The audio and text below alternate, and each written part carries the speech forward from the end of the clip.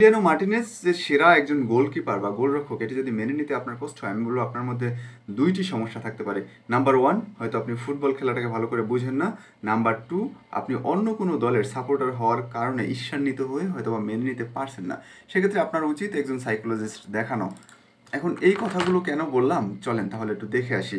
আমরা মোটামুটি সবাই জানি যে আজ সকাল 7টায় আর্জেন্টিনা বনাম ইকুয়েডর ম্যাচ ছিল এবং সেখানে 1-1 গোলে ম্যাচ সমতায় আসে এবং সর্বশেষ টাই ব্রেকার পর্যন্ত গড়ায় সেই ম্যাচটি।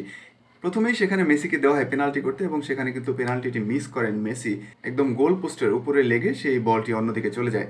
এখন কথা হচ্ছে, মেসির মতো প্লেয়ার যার নামের পাশে গড গ্রেটেস্ট অল টাইমের তকমা থাকে, সেই প্লেয়ার যখন প্রথমে পেনাল্টি মিস করেন, সেই দলের অন্য প্লেয়ার ও গোলকিপারের মানসিক অবস্থাটা কেমন হতে পারে সেটা অবশ্যই আশা করি আর বলার কোনো প্রয়োজন পড়ে না। সেই পরিস্থিতিতে যে এমিলিয়ানো মার্টিনেজ নিজের মস্তিষ্ক এত ঠান্ডা রেখে এত ভালোভাবে গোলগুলো ডিফিট করেছেন, সেটি আসলে একটু দেখাতে চাই। ফ্রেম বাই ফ্রেম দেখাবো যে আসলে কি হয়েছিল টাই ব্রেকারে, কীভাবে দুইটি অসাধারণ শট ঠেকিয়ে দিয়েছিলেন এমিলিয়ানো মার্টিনেজ। তো চলুন আসলে আমরা দেখি যে আসলে কি হয়েছিল।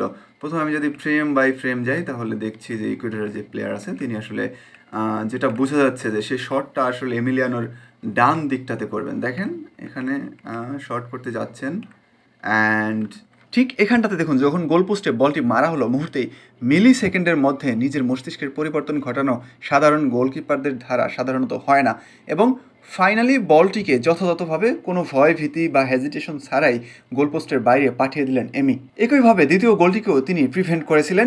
এছাড়াও গত বছরের কোপা আমেরিকা থেকে শুরু করে এবছরের কোপা আমেরিকা পর্যন্ত সবার চেয়ে এগিয়ে এমি মার্টিনেজ। এখানেই এমির শ্রেষ্ঠত্ব, মহত্ব, এজন্যই এমি সেরাদের সেরা গোলরক্ষক।